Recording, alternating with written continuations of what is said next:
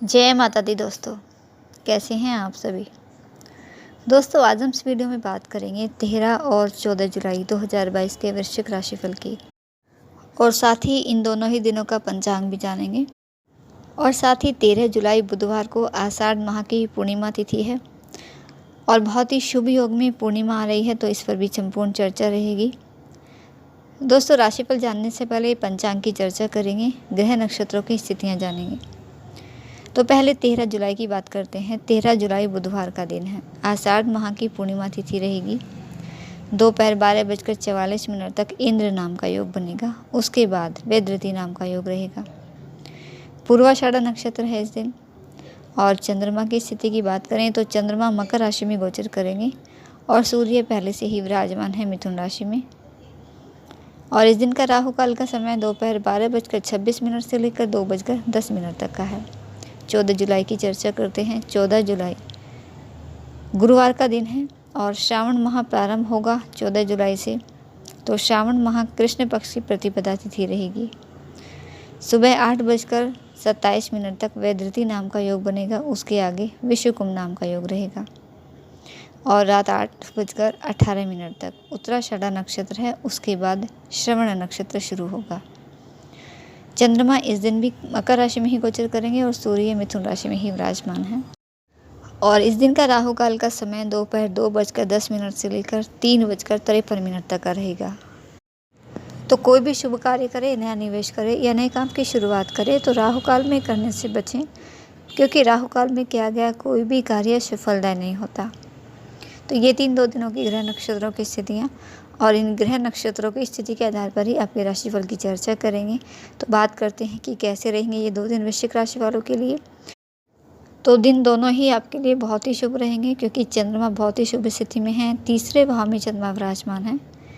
प्राकर्म में आपके आत्मविश्वास में इस समय वृद्धि होगी, जिस वजह से आप मेहनती रहोगे। मेहनत और लगन से अपने सभी कार्यों को करोगे, मन लगाकर कार्य करोगे। चाहे आपके निजी जीवन की बात करें या पेशेवर जीवन की बात करें, हर क्षेत्र में आप सभी काम बहुत ही आसानी से अपने पूरा कर लेंगे।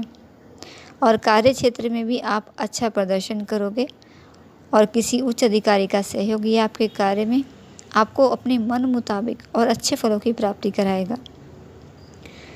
लेकिन अति आत्मविश्वासी होने के कारण काम आपके बिगड़ भी सकते हैं, तो अति आत्मविश्वासी बिल्कुल ना हो। सभी ग्रह स्थितियाँ इस समय बहुत ही अनुकूल स्थिति में हैं। बस आपको हर चीज़ पर ध्यान देना और सोच विचार कर कार्य करना है। और इस दौरान किसी प्रभावशाली व्यक्ति से भी आपकी मुलाकात हो सकती है और उसकी सलाह ये आपके आने वाले समय के लिए, आपके व्यवसाय के लिए बहुत ही लाभदायक साबित हो सकती है, तरक्कीदायक साबित हो सकती है। आर्थिक पक्ष आपका यहाँ मजबूत रहेगा। कोई बड़ा ऑर्डर आपको पूरा करने से अच्छा लाभ कमाने का मौका भी इस समय मिलेगा। और इस समय किसी पुराने मित्र से भी आपकी मुलाकात होगी, जिससे मन आपका बहुत ही हर्षित रहेगा और आपके रुके हुए काम भी पूरे होंगे। किसी ज़मीन जायदाद संबंधी कार्य में सफलता बहुत अच्छी मिलने की योग आपके लिए बन रहे हैं। आप बहुत ही मेहनती रहोगे और आपको अपनी मेहनत के अनुसार लाभदायक परिणाम भी इस समय ज़रूर प्राप्त होंगे। और अगर आपका कहीं पैसा फंसा है तो उसे अगर पराक्रम से हासिल करने का प्रयास करते हैं तो आपका फंसा हुआ पैसा भी वापस मिलेगा। घर में कुछ मांगलिक कार्यक्रम संपन्न होने की भी योजना बन सकती है। अपने रिश्तेदारों से और छोटे भाई बहनों के साथ बातचीत करके और उनसे मेल मिलाप करके आपका मन भी आनंदित रहेगा और परिवार का वातावरण भी आनंदित होगा। और आपके वैवाहिक जीवन भी खुशियाँ आएंगी इस समय।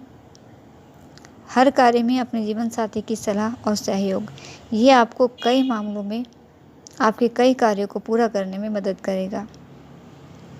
जो भी प्रेम संबंधों में हैं उनके लिए भी सुखद समय है। और अगर अपने प्रेम संबंधों को विवाह बंधन में आप बांधना चाहते हैं तो इसके लिए भी आपको अपने परिवार का सहयोग, उनकी परमिशन, उनका आशीर्वाद मिलने की भी पूरी उम्मीद इस समय रहेगी।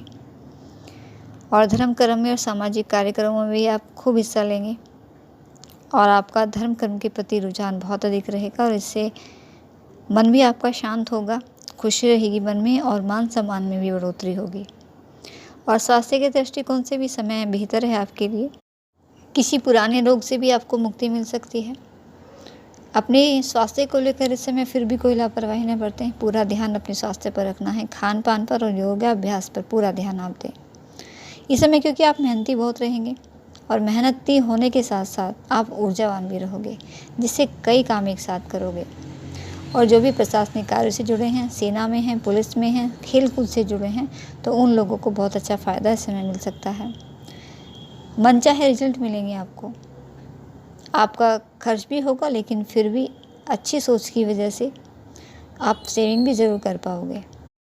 तो कुल मिलाकर समय हर तरह से आपके लिए अनुकूल है और समय की अनुकूलता के लिए उपाय ज़रूर करें। ईश्वर आराधना में अपना ज़्यादा से ज़्यादा मन लगाएं। भगवान भोलेनाथ की आराधना करें, क्योंकि 14 जुलाई से श्रावण मास का भी प्रारंभ हो रहा है और श्रावण मास जो कि भगवान भोलेनाथ को समर्पित है। और भोलेनाथ देवों के देव महादेव हैं, शीघ्र ही प्रसन्न वाले भगवान हैं और अपने भक्तों पर अपनी कृपा बरसाते हैं और हर मनोकामना को पूर्ण करते हैं, हर संकट को दूर करने वाले भगवान हैं। और 13 जुलाई 2022 बुधवार को आषाढ़ी पूर्णिमा है। स्नान, दान, व्रत सहित सभी कार्यों के लिए आषाढ़ी पूर्णिमा, जिसे कि गुरु पूर्णिमा भी कहते हैं, ये 13 जुलाई बुधवार को है और बड़े ही धूमधाम से इस त्यौहार को मनाया जाता है। इस दिन श्रद्धालु अपने गुरुजनों की कृपा प्राप्ति के लिए, आशीर्वाद प्राप्ति के लिए नियमित पूजा पाठ, यज्ञ के साथ साथ दान दक्षिणा भी देते हैं। इस दिन स्नान दान का बहुत ही ज़्यादा महत्व है। वैसे तो पवित्र नदियों में स्नान करना शुभ माना जाता है, बहुत लाभ मिलता है इसका, लेकिन अगर ऐसा संभव ना हो सके तो अपने घर पर ही रहकर आप अपने नहाने के पानी में थोड़ा सा गंगा जल डालकर स्नान कर लें, तो इससे भी आपको उतना ही पुण्य प्राप्त होगा। और इसके साथ ही इस दिन ग्रहों का भी बहुत ही सुंदर योग बन रहा है। 5 ग्रह मंगल, बुध, गुरु, शुक्र, शनि, ये सब अपनी ही राशि में रहकर इस दिन इसके महत्व को अनंत गुना बढ़ा देने वाले रहेंगे।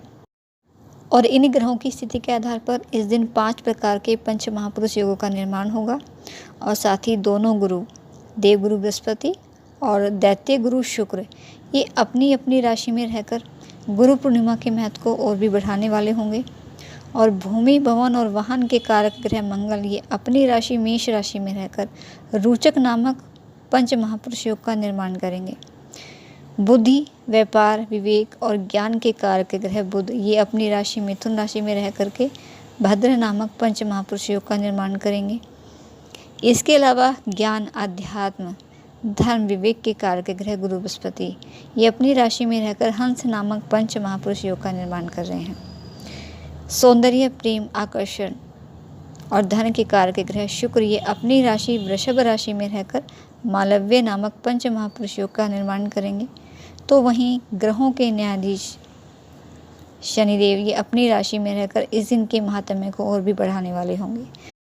तो इस तरह से इन शुभ योगों में आषाढ़ी पूर्णिमा का महत्व और भी बढ़ जाता है। तो इसलिए पूरे श्रद्धा भाव से भगवान विष्णु जी और माता लक्ष्मी जी की आराधना करें, पूजा अर्चना करें, भगवान सत्यनारायण की कथा का श्रवण ज़रूर करें। और इसके अलावा विष्णु सहस्त्र नाम का पाठ करना भी बहुत ही शुभ माना जाता है। और इस दिन दान का बहुत महत्व है। तो आषाढ़ी पूर्णिमा पर अपने सामर्थ्य के अनुसार किसी ज़रूरतमंद को जल पात्र, पंखा, नमक, चावल, चीनी, छाता, घी आदि दान करने से सौभाग्य की प्राप्ति होती है और भगवान विष्णु जी की कृपा से आरोग्य का वरदान प्राप्त होता है। तो दोस्तों, ये थी कुछ जानकारी आपके लिए। वीडियो अच्छा लगे तो वीडियो को लाइक करके ज़रूर जाइएगा। माता रानी आपका दिन शुभ रखे। इसी मंगल कामना के साथ जय माता दी।